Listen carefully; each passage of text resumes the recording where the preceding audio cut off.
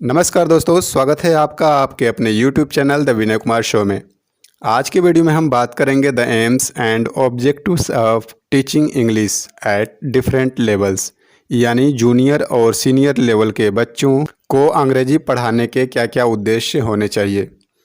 Exam में भी question आता है कि what are the aims and objectives of teaching English at different levels in India. चूँकि यह वीडियो एग्ज़ाम के पॉइंट ऑफ व्यू से इम्पोर्टेंट तो है ही साथ एक इंग्लिश टीचर को डिफरेंट लेवल्स के बच्चों को इंग्लिश पढ़ाने का उद्देश्य भी मालूम होना चाहिए प्रैक्टिकल लाइफ में। इसलिए यह वीडियो काफ़ी इम्पोर्टेंट है। इसे बिना स्किप किए एक एक पॉइंट को ध्यान से समझिएगा। तो चलिए शुरू करते हैं।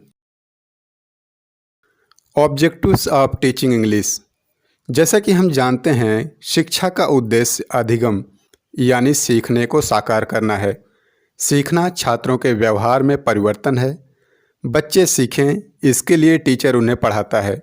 और एक अच्छी टीचिंग के लिए एक टीचर को 3 फेज से होकर गुजरना पड़ता है: प्लानिंग, एग्जीक्यूशन एंड इवैल्यूएशन।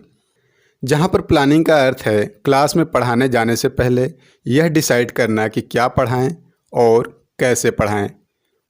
वहीं execution is the practical aspect of planning, यानी उसी प्लान के मुताबिक टीचर रियल क्लासरूम में विद्यार्थियों को पढ़ाता है। और लास्ट में इवैल्यूएशन करता है, मूल्यांकन करता है कि उनमें क्या सीखना हुआ है। यह पूरा प्रोसेस चलता रहता है: planning, execution and evaluation. General objectives of teaching English.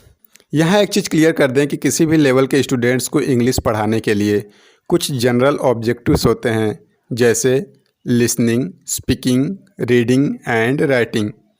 बच्चे सुनें, बोलें, पढ़ें और लिखें, ये चारों बहुत ज़रूरी होता है। अगर देखा जाए तो इंग्लिश टीचिंग के 2 मेन ऑब्जेक्टिव्स होते हैं: number 1 language development and number 2 literary development, जो कि क्लास और स्टूडेंट्स के उम्र के हिसाब से यह दोनों उद्देश्य अलग अलग होंगे। Objectives at junior level.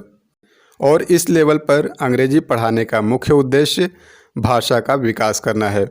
The chief aim of English is language development. इसका मतलब इस लेवल पर इंग्लिश लिटरेचर की तरह न पढ़ाकर बल्कि उन्हें एक लैंग्वेज की तरह पढ़ाया जाना चाहिए।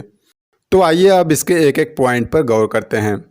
The first objective eight the junior stage should B to enable the students to make simple statements in English। Junior level पर जो पहला ऑब्जेक्टिव होना चाहिए वो है कि स्टूडेंट्स इंग्लिश के सिंपल स्टेटमेंट्स बना सकें। वे छोटे छोटे सेंटेंस बना सकें और अपने आइडिया एवं थॉट्स को सिंपल सेंटेंस के माध्यम से बिना किसी मिस्टेक्स के लिख और बोल सकें।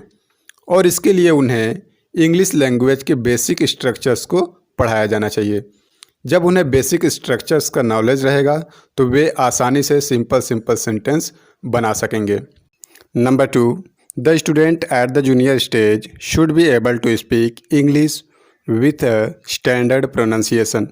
हालांकि देखा जाता है कि इस लेवल पर बहुत से ऐसे बच्चे होते हैं जो इंग्लिश नहीं बोल पाते हैं।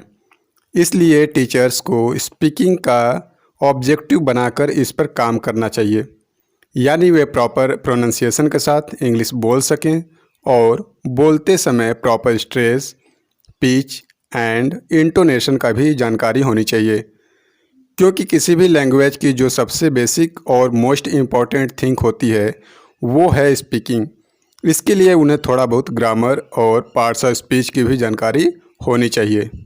Number 3 The students should be enabled to write English legibly using proper punctuation and capitals wherever necessary and with the correct spellings। Language की जो राइटिंग एस्पेक्ट होती है वो मोस्ट डिफ़िकल्ट होती है। कब और कहाँ पंक्चुएशन का यूज करना है, सही स्पेलिंग हो, एट्सेट्रा आदि चीज़ों पर ध्यान देना ज़रूरी होता है। इसलिए हायर प्राइमरी स्टेज के पिछले सालों से ही स्टार्ट करना चाहिए। अगला ऑब्जेक्टिव है स्टूडेंट्स को पढ़ने में हेल्प करना, ताकि सिंपल और उचित जो भी रीडिंग मटेरियल सूटेबल हो उनके स्टैंडर्ड के हिसाब से वे पढ़ सकें, और वो भी proper pronunciation and proper understanding के साथ। Number 5 vocabulary. इंग्लिश लैंग्वेज के लिए प्रॉपर वोकेबलरी का होना बहुत ज़रूरी होता है। इसके बिना तो हम बच्चों को बोलना भी नहीं सिखा सकते। इस प्रकार स्टूडेंट्स के पास अच्छे शब्दकोश होंगे तो वे भाषा का उचित और प्रभावशाली ढंग से प्रयोग कर सकेंगे। Number 6, understand it when spoken. किसी भी भाषा के अध्ययन में पहला और सबसे महत्वपूर्ण एस्पेक्ट होता है बोले गए भाषा को समझना। यानी क्लास 7th एंड 8th के बच्चे इतने एबल होने चाहिए कि सामने वाला जब भी इंग्लिश लैंग्वेज में बात करे तो वे उसे समझ सकें कि क्या बोला जा रहा है। ख़ास तौर से उनका जिनकी भाषा इंग्लिश मदर टंग ही हो। इसके लिए उन्हें ईयर ट्रेनिंग की आवश्यकता होती है। ईयर ट्रेनिंग बोले तो रेडियो, टेलीविज़न आदि की सहायता से जब वे अंग्रेजी में स्पीच या कन्वर्सेशन सुने रहेंगे तो अंग्रेजी भाषा को समझना उनके लिए उतना ही आसान होगा। Number 7, use English for conversational purpose. Junior level के विद्यार्थियों के लिए जो अगला ऑब्जेक्टिव होना चाहिए वो है कि वे इंग्लिश का अपने लाइफ के रोज़मर्रा के बातचीत में प्रयोग कर सकें। यानी जब भी उन्हें किसी से बातचीत करनी हो, फ़ोन कॉल्स रिसीव करनी हो, रिक्वेस्ट या ग्रीटिंग करनी हो या ऐसे ही जीवन में बहुत कुछ करनी हो तो वे अंग्रेजी भाषा का प्रयोग कर सकें। और यह तभी संभव है जब उन्हें इंग्लिश की प्रॉपर समझ हो जो प्रैक्टिकल लाइफ के लिए आवश्यक भी है। इन 7 पॉइंट्स पर चर्चा करने के पश्चात हम कह सकते हैं कि जूनियर लेवल पे इंग्लिश लैंग्वेज का उद्देश्य विद्यार्थियों को इस काबिल बनाना है कि वे इंग्लिश का प्रयोग कन्वर्सेशनल पर्पज़ के लिए कर सकें, अर्थात बातचीत में उसका उपयोग कर सकें। इस प्रकार उनका स्पोकन लैंग्वेज पे कमांड होना बहुत ज़रूरी है। ये तो बात हुई ऑब्जेक्टिव्स एट जूनियर लेवल। अब आइए बात करते हैं ऑब्जेक्टिव्स एट सीनियर लेवल की भी। हालांकि इस स्टेज पर सभी स्टूडेंट्स लास्ट के 3-4 सालों में इंग्लिश ऑलरेडी सीख चुके हैं और उनमें लैंग्वेज का फाउंडेशन भी हो चुका होता है।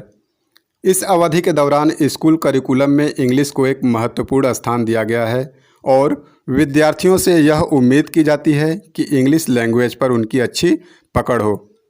Objectives at senior level. Number 1, जैसे कि सेकेंडरी स्टेज खत्म होते होते वे करेक्टली एंड फ्लुएंटली इंग्लिश बोलने में सक्षम हो जाने चाहिए। उनकी स्पीकिंग पावर कहीं से भी बनावटी नहीं होनी चाहिए। यह नेचुरल और ऑटोमेटिक होनी चाहिए। इंग्लिश उनके लिए इतना सरल हो जाना चाहिए कि बिना किसी एफर्ट के वे अपने विचारों या भावनाओं को एक्सप्रेस कर सकें, व्यक्त कर सकें। नंबर 2, सेकेंडरी लेवल पर विद्यार्थी इतना योग्य होना चाहिए कि वह इंग्लिश में सोच सके और उसे स्वतंत्रता पूर्वक बोल सके, विदाउट एनी हेजिटेशन, बिना किसी हिचकिचाहट के।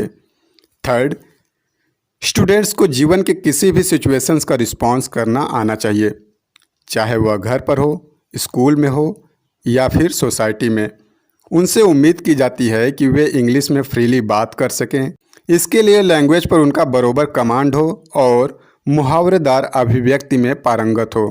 नंबर 4, चूँकि इस स्टेज पर स्टूडेंट्स बहुत से विदेशियों के संपर्क में आते हैं जिनका इंग्लिश ही मदर टंग होता है, तो ऐसे में छात्रों को नेटिव स्पीकर्स की इंग्लिश समझने योग्य होना चाहिए। नेक्स्ट, उनको अच्छी इंग्लिश लिखने आनी चाहिए।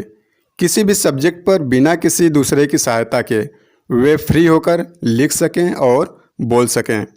इंग्लिश में फ्री कंपोजिशन और डिस्कशन छात्रों की लैंग्वेज कैपेसिटी को सुधारने में काफ़ी हेल्प करता है। The ability of free composition is be one of the most important aims at senior stage. Number 6, then again reading habit is essential for the language study. Students को books पढ़ने आना चाहिए और पढ़ते समय बुक्स में दिए गए कंटेंट या आइडिया की भी समझ होनी चाहिए। उनके स्टैंडर्ड के हिसाब से जो भी सूटेबल बुक्स हो को पढ़ने की रेगुलर हैबिट होनी चाहिए।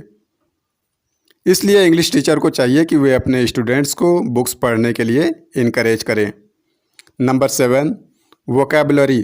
बेशक उनकी वोकैबुलरी स्ट्रांग होनी चाहिए। एंड नंबर 8, इसके अलावा उन्हें इंग्लिश ग्रामर की भी प्रॉपर नॉलेज होनी चाहिए। नंबर 9, और उन्हें उनकी जो मातृभाषा है उसका इंग्लिश स्ट्रक्चर के साथ कंपेयर करना आना चाहिए। इस प्रकार उचित समझ से उनकी लैंग्वेज इंप्रूव होती है और वे किसी भी पैसेज को इंग्लिश से ट्रांसलेट करने योग्य बनते हैं। नंबर 10, सीनियर लेवल पर स्टूडेंट्स को डिक्शनरी, रेफरेंस बुक्स या ऐसे ही कोई दूसरी सोर्स मटेरियल जब भी उन्हें इनकी आवश्यकता हो तो उन्हें प्रॉपरली एंड इफ़ेक्टिवली यूज करना आना चाहिए, जिससे उन्हें उचित विषय वस्तु के अनुसार अच्छे शब्द और फ्रेज प्रयोग करने को मिल सके। आज के लिए बस इतना ही। यदि वीडियो आपको अच्छी लगी हो तो वीडियो को करिए लाइक, कमेंट तथा सब्सक्राइब और अपने दोस्तों के साथ शेयर करना बिल्कुल ना भूलें। मिलते हैं अगले वीडियो में एक नए टॉपिक के साथ। तब तक के लिए इजाज़त दीजिए अपने दोस्त विनय को। नमस्कार।